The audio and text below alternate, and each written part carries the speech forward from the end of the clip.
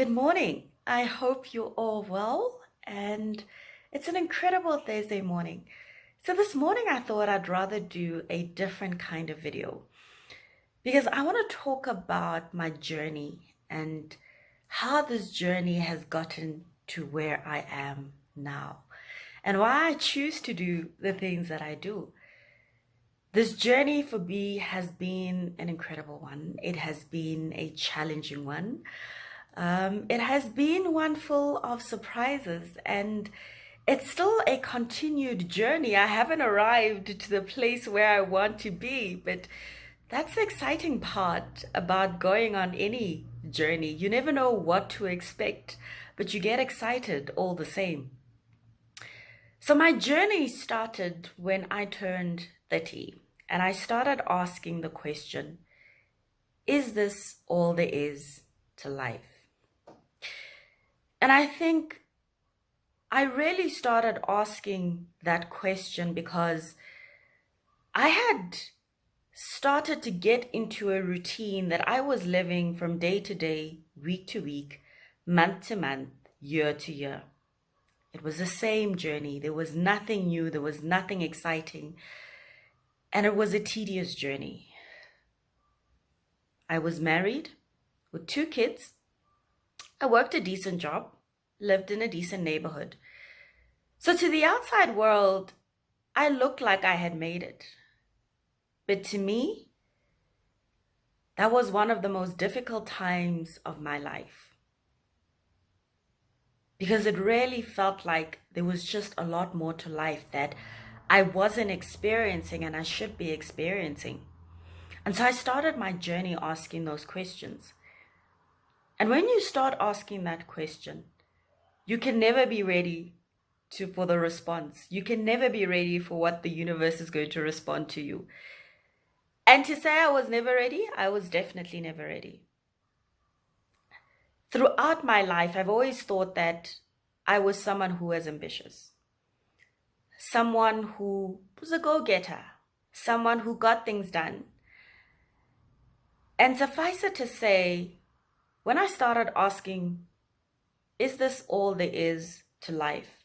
I was dissatisfied with the way that my life had turned out. I was dissatisfied with where I was in my life.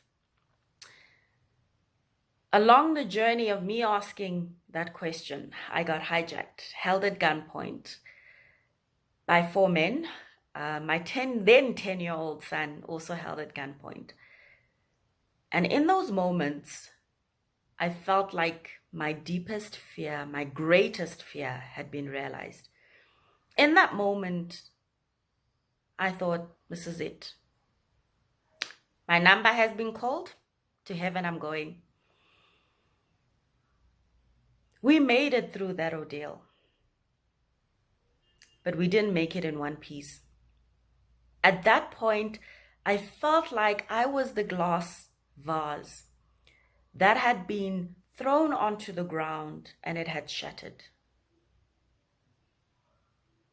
And now I am trying to pick up those pieces to try and put back this glass to what it was. And as we all know, if you take a glass and you break it, you could never put that glass the way it previously was before the shattering. Because some of those pieces are left on the floor in that moment. And that's what I felt like after this incident. I felt like the red carpet had been pulled out from under my feet.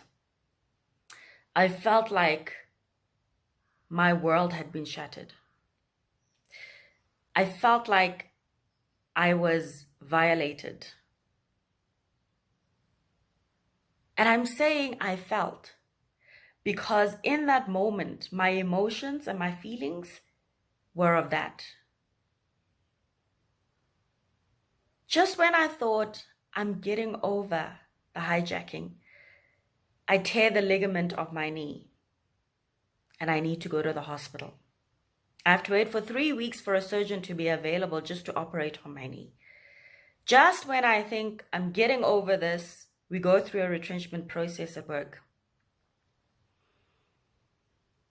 When I think I'm okay, I'm starting to get life back on track, I survived the retrenchment, we get burgled in the house again in the same year. And all of these things are happening one after another.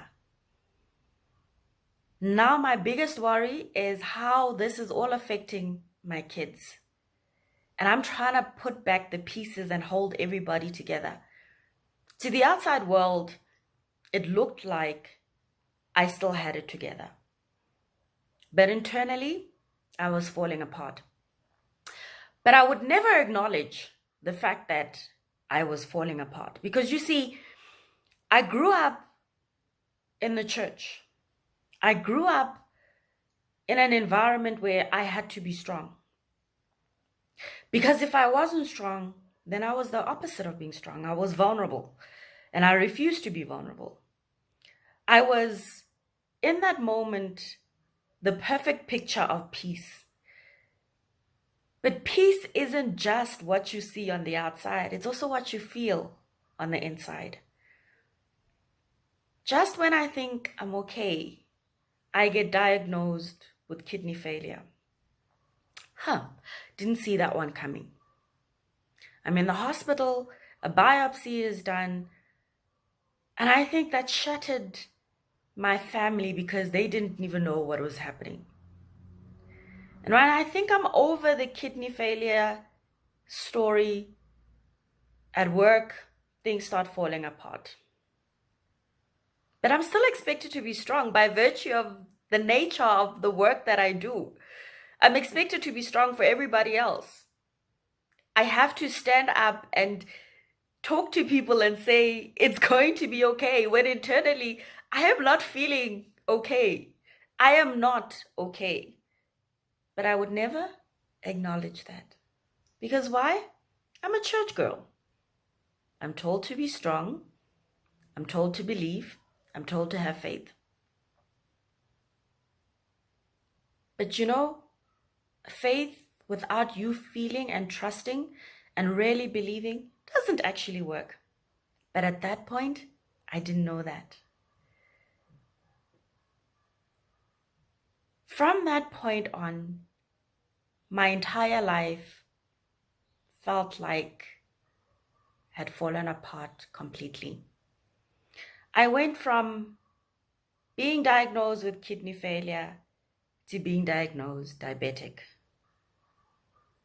For the first time in my life, I cried.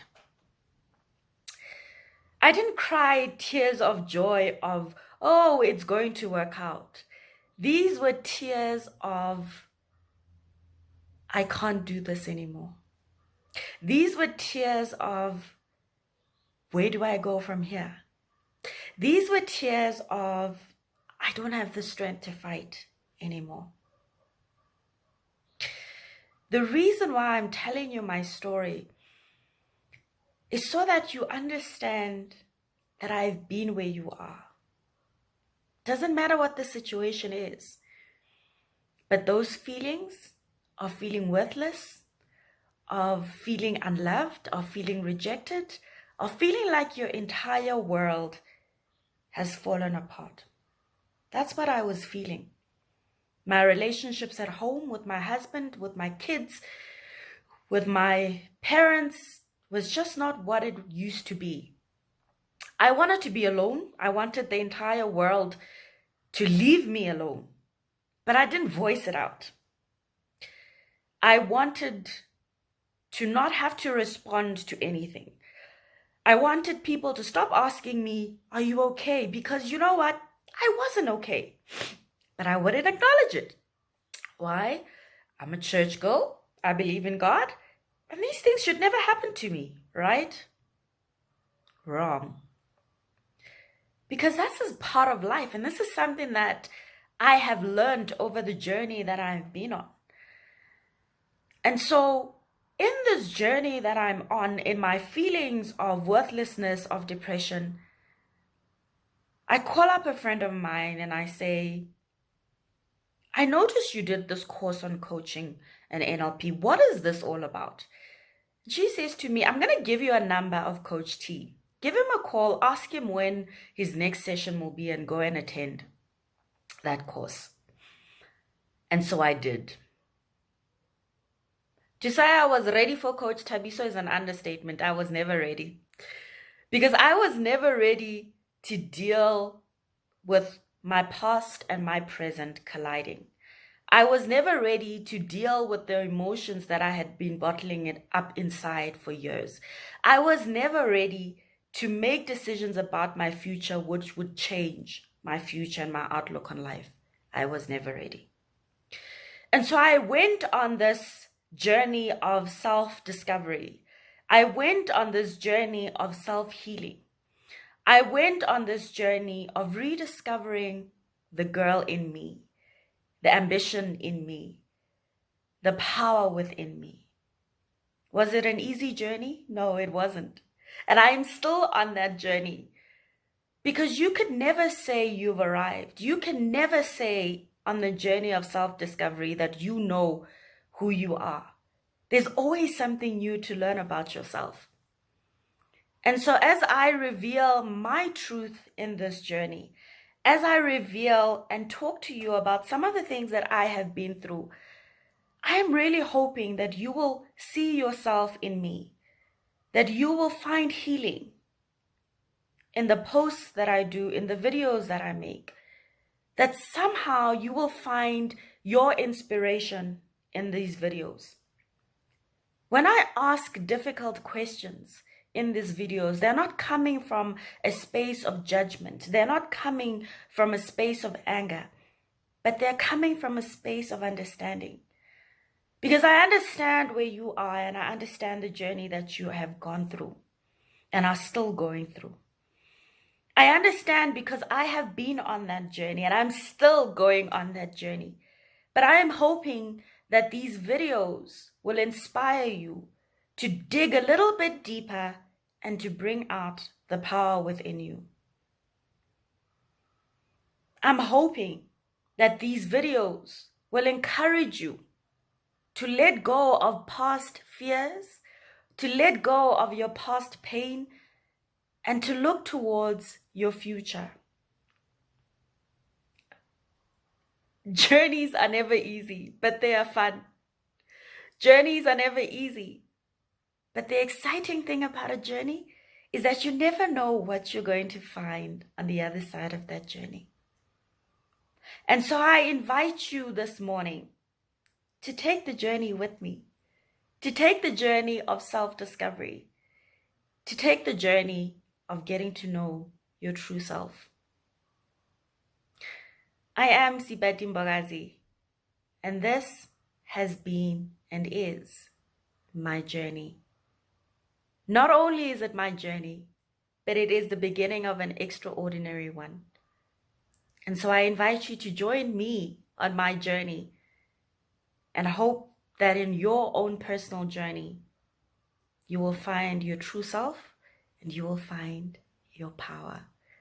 So on this Thursday morning, on a very different video that I've made, I hope that as I reveal my truth to you, that you will see yourself in me.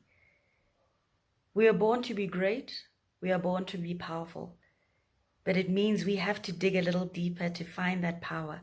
We have to dig a little deeper to let go of the past. We have to dig a little deeper to hope for the future.